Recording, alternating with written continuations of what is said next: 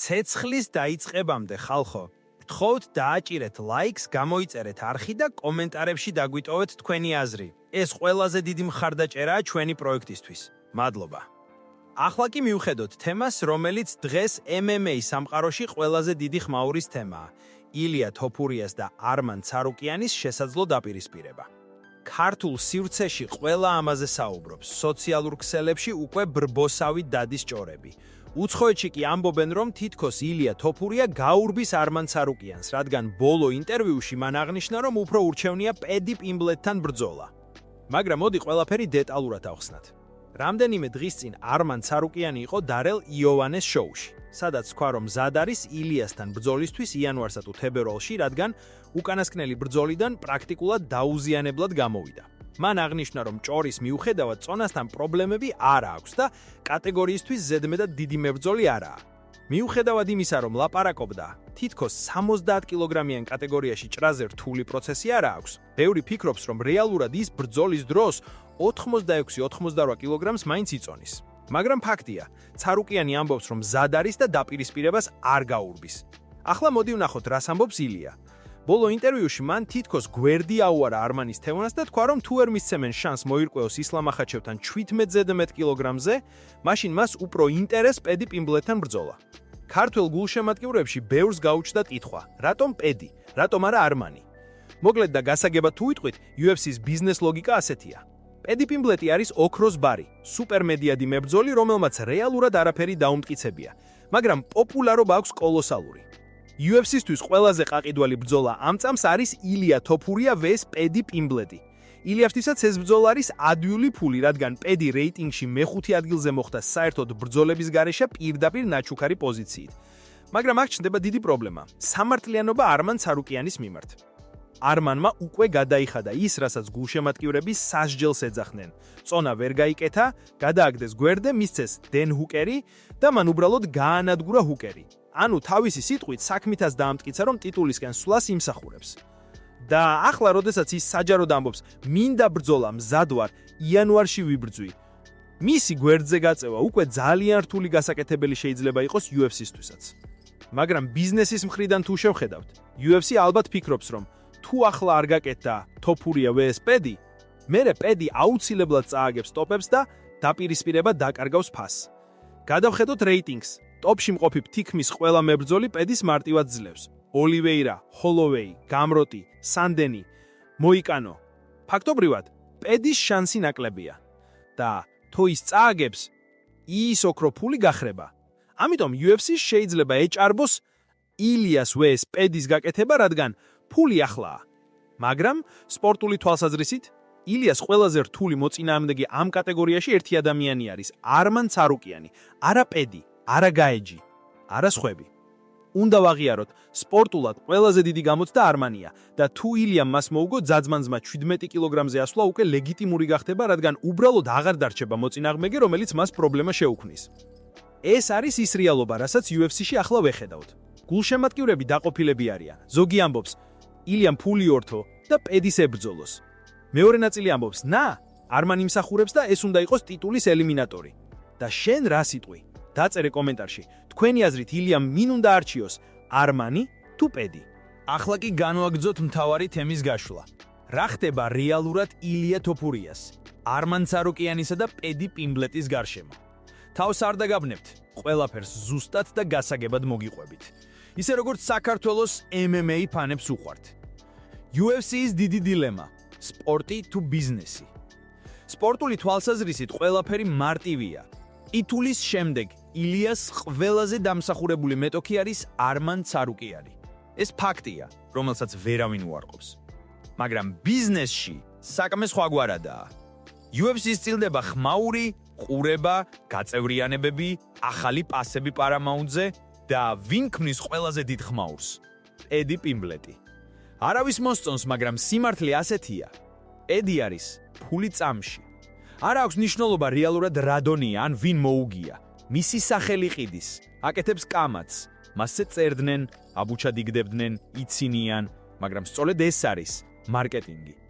ამიტომ UFC სტრატეგიულად შეიძლება უნდოდეს ილია პედი ახლა, რადგან მომავალში ეს ბრძოლა სავარაუდოდ საერთოდ აღარ იქნება ღირებული.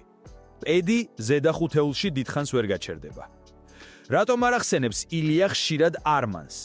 ეს ქართულ ფანებში ყველაზე ხშირად დასმული კითხვაა. აქ ორი მიზეზი შეიძლება იყოს. ერთი, UFC-ის შიდა შეთანხმება, რასაც ოფიციალურად ვერ ამბობენ. ინსაიდერები ამბობენ, რომ შესაძლოა ილიასა და პედის ბრძოლა უკვე ნახევრად შეთანხმებულია, მაგრამ UFC ელოდება ESPN-თან კონტრაქტის დასრულებას, რათა ინფორმაციის გაჟონვა არ მოხდეს. UFC და ESPN-ი ამ ეტაპზე მშვიდად უნდა დაშორდნენ ერთმანეთს. ამიტომ დეინამ შესაძლოა დიდი ბრძოლების გამოცხადება შეაჩერა. 2.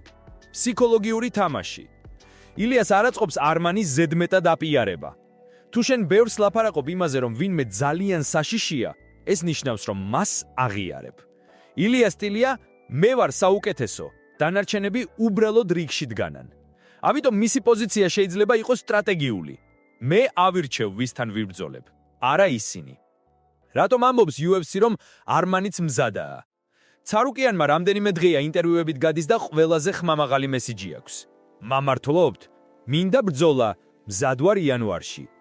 ის ამას იმიტომ ამბობს, რომ იცის, რომ თუ ჩუმად დარჩება, UFC-ის კომერციული მანქანა გადაუარესდებს. UFC-ში დუმილი უდრის გაქრობას. მოგეხსენება თოფურიასა და ცარუკიან შორის დაპირისპირება უკვე დიდი ხანია ჩუმად არსებობს. ორივე ამტკიცებს, რომ თავის კარიერის სუპერ ტესტად ერთმანეთს მიაჩნიათ. მაგრამ განსხვავება ეგაა, რომ ილიას უკვე აქვს ქამარი. არმანს არა. ამიტომ არმან ახლა ყველაფერს აკეთებს, რომ ფანებიც, მედიის წარმომადგენლებიც და UFC-ის ხელმძღვანელობაც ერთ მესიჯს ჩააბაროს. მე ვარ ის, ვინც უნდა შეხვდეს ილიას. თუ ილია დაამარცხებს არმანს, თამაში მორჩება. ქართულ ფანებში ბევრი ამბობს, რომ ილიას შემდეგი ნაბიჯი აუცილებლად უნდა იყოს 77 კილოგრამი და ის სრულად ლოგიკურია. მაგრამ ერთი პირობით, მან უნდა დაამარცხოს არმან ცარუკიანი. რატომ? არმანი სტილისტურად ყველაზე რთული მეტოქეა. მისი ჭიდავა, დაძაბულობა, რესურსი, ეს ყველაფერი იდეალური გამოცდაა. ილიას შემდეგ ბრძოლა სუპერ ტიტულიანი არგუმენტი დასჭირდება. თუ დაამარცხებს ცარუკიანს, შეუძლია თქვას, სიმსუბუქის ვინოთი კატეგორიაში აღარ მყავს თანაბარი. მივდივარ ისლამ მახაჩევზე. თუ არმანს მოიგებს, მისი ლეგიტიმაცია იქნება სრული. რადგან უკვე დაამარცხა ჩარლს ოლივეირაც და მაქს ჰოლოვეიც. ანუ მარტივად რომ თქვათ, ილიას კარიერული სუპერ აფეთქება სწორედ არმანზე გადის. ედი პიმბლეტი. ეს სხვა ამბავია.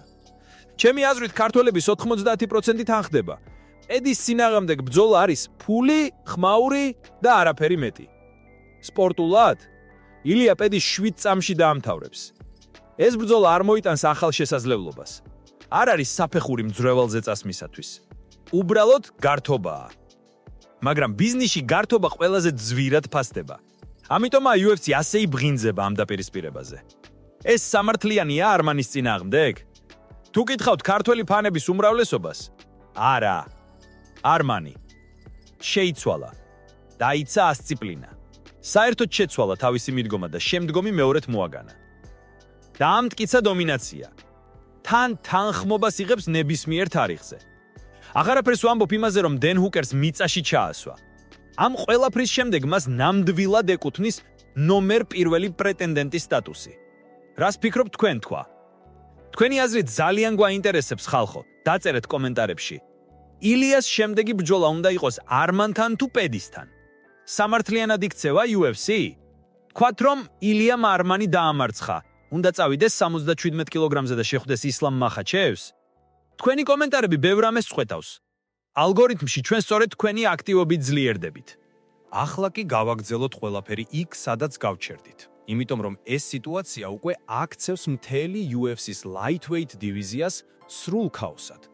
ქართული აუდიტორიაც კი ორ ბანაკადაა გაყოფილი. ილა უნდა წავიდეს ფულზე, ვეს სამართლიანობა არის არმანი. მაგრამ რეალურად პერდის უკან ბევრად უფრო სერიოზული პროცესები ხდება. UFC-ის სტრატეგია 2025 წლის დასაწყისისთვის ბრძოლების დიდი გადაადგილება. შენიშნეთ, რომ იანვრის ნომრირებული ღონისძიება, რასაც Paramount Plus გაიგზავნოს, ჯერ კიდევ ოფიციალურად არ გამოცხადებულა. სპორტული მედიის ნაწილი წერს, რომ დენა ვაიტი სპეციალურად აჭიანურებს ყველაფერს, რადგან სურს ერთი ბომბა ჩაყაროს. ისეთი ორთაბრძოლა, რომელმაც პირველივე თვეში გაანადგუროს სტრიმების რეკორდები. და ახლა ყველაზე საინტერესო ნაწილი. ეს ბომბა ან ილია თოფურია vs არმან ცარუკიანი, ან ილია თოფურია vs ედი პინბლეტი იქნება. მესამე ვარიანტი პრაქტიკულად არ არსებობს. რატომ? A.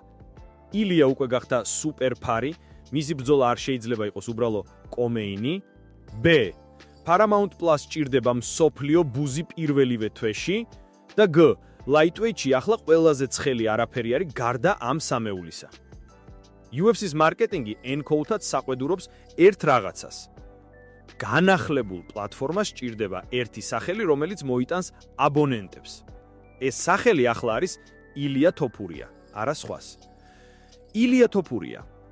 ჩუმად აგებული იმიჯი და დარჩი მეფე სტრატეგია. ილას ბევრმა ვერ შეამჩნია ერთი პატარა, მაგრამ ძალიან ჭკვიანი ნაბიჯი. ის არასდროს აკეთებს აგრესიულ განცხადებას კონკრეტული მებრძოლის წინააღმდეგ, სანამ UFC არაფერს გადაწყვეტს. ეს ორი რაღაცას ნიშნავს. A. ის არ ამკრივნებს პოზიციებს, რომ შემდეგ გამოსვლა არ მოუწიოს. B. ფანებს აძლევს იმის დაბანს, რომ მე ყველას ვემზადები. ეს ფსიქოლოგიური თამაშიც არა. ორმა მეტოქემ უნდა ებრძოლოს ილიას, არა ილია მათ. ეს უკვე საბრძოლო ხელოვნების ყველაზე მაღალი დონის ტექნიკურ სოციალური სტრატეგიაა. არმან ცარუკიანი. UFC-ში ყველაზე აქტიური დევნა. ცარუკიანი ბოლო ორი კვირა სიტყვას არ აკლებს. მინდა ბრძოლა. მგონია რომ ილიასთან ბრძოლა ჩემია. თუ ახლა არ მოგცემ, ეს უსამართლობა იქნება. და სინამდვილეში ამ აქტიურობით ის სწორადაც იქცევა. UFC-ში ვინც ხმას ადუნებს, ის ყოველთვის ბოლო რიგში რჩება. მაგრამ ერთი პრობლემა მაინც არსებობს. UFC არ იღებს გადაწყვეტილებებს ემოციის მიხედვით, იღებს ეკონომიკის მიხედვით და ეკონომიკურად პედი პინბლეტი არის გემრიელი ნამცხვარი, რომელსაც ვერ გაუშვებ ისე რომ არ გაჭრა. რატომ შეიძლება UFC მაინც აირჩიოს ილია vs არმანი? საჭიროა გავიგოთ ერთი რამ. დენა ვაიტს უყვარს სამართლიანობის პრინციპის მოჩვენება. მაშინაც კი, როდესაც გადაწყვეტილება ბიზნესითაა განპირობებული. თუ ფანები, მედიები, კომენტატორები და თვითონ მებრძოლებიც ერთღმაზე წივიან, არმანი იმსახურებს. UFC იძულებული ხდება ერთი ნაბიჯი უკან გადადგას და თქვას: "კაი, ხალხს ვისმენთ." ამიტომაც არმანის ხმაური შეიძლება გადამწყვეტი გახდეს. განსაკუთრებით მაშინ, როდესაც ილია არ ამბობს არა, უბრალოდ ირჩევს მხარეს. ილიას 170 კილოგრამზე ასვლა რეალური პერსპექტივაა. ჩვენ ქართველებს განსაკუთრებით გვაინტერესებს ეს თემა. ილიას ოცნება ბრძოლა ისლამ მახაჩევთან, მაგრამ lightweight-ში ამ ბრძოლას ვერ მისცემენ. ამიტომაც ყველაზე რეალური სცენარია: 1. თოფურია ამარცხებს არმან ცარუკიანს, თუ ეს ბრძოლა გაკეთდა. 2. lightweight-ი პიტინება, ილიას აღარ ყავს კონკურენტი. 3. ილია ზამთარში ან გაზაფხულში გადადის 77 კილოგრამში და იღებს დაუყოვნებლივ ბრძოლას მახაჩევთან, რადგან ეს UFC-სთვის არის გიგანტური გლობალური დაპირისპირება. ეს სცენარი ბევრად უფრო რეალისტიკურია, ვიდრე ბევრს გონია.